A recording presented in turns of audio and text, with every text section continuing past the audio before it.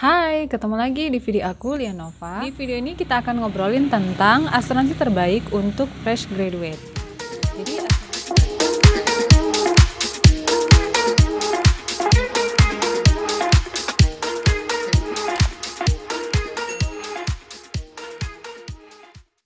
Jadi asuransi terbaik untuk fresh graduate atau orang-orang yang baru bekerja ya, itu memang kita lihat tergantung dari income-nya. Ada juga yang fresh graduate, dia udah punya income yang gede. Ada juga yang fresh graduate yang income-nya belum besar. Nah, kira-kira untuk fresh graduate ini asuransi apa sih yang paling tepat? Fresh graduate sendiri itu kan usianya masih sangat muda ya, artinya masih sekitar umur 20-an lah gitu ya.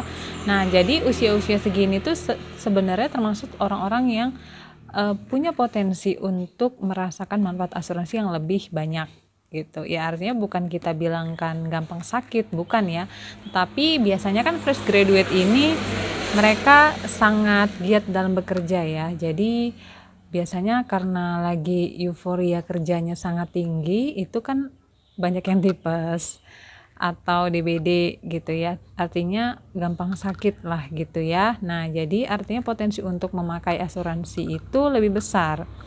Nah, jadi asuransi terbaik buat fresh graduate dari aku sendiri adalah asuransi kesehatan.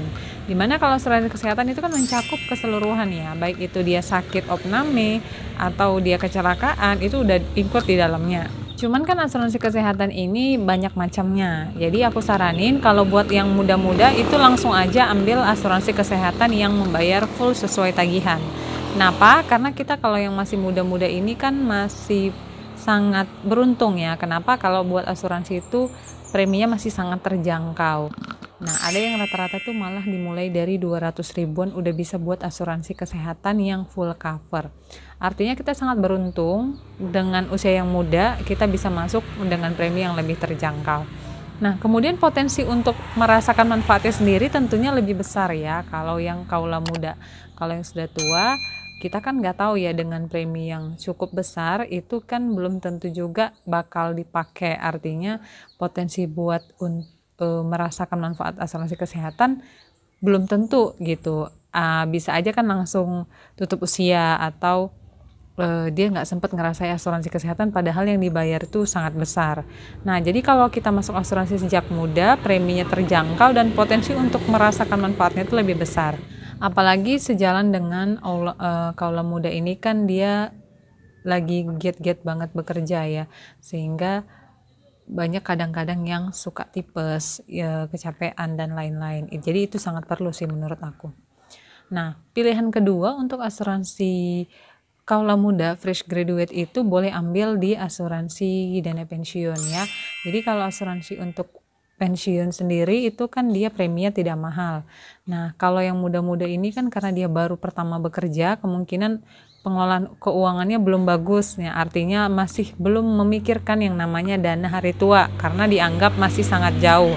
Padahal dana hari tua itu dipersiapkan sejak dini supaya ketika terjadi hal yang tidak diinginkan ya, misalnya mengharuskan dia tidak bisa bekerja lagi, jadi kan itu sudah bisa dipakai buat dana pegangan seperti itu.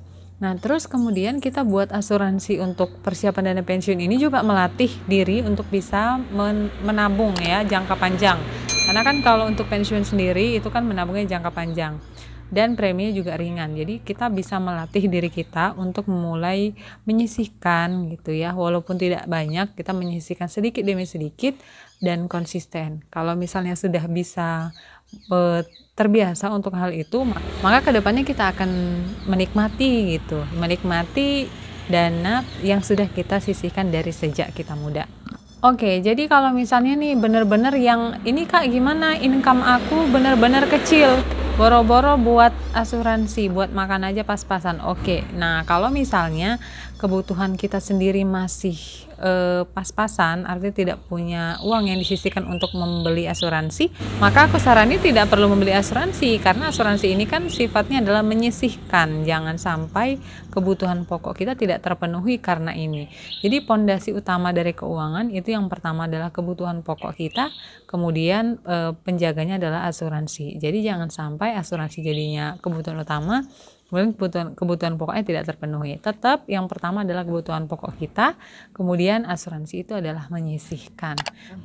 Oke, sampai sini aja video kita tentang ngobrolin asuransi buat fresh graduate ya. Kalau misalnya ada yang ingin ditanyakan, boleh kasih pertanyaan di kolom komentar. Terima kasih sudah menonton video aku sampai selesai. Oke, sampai jumpa di video aku berikutnya.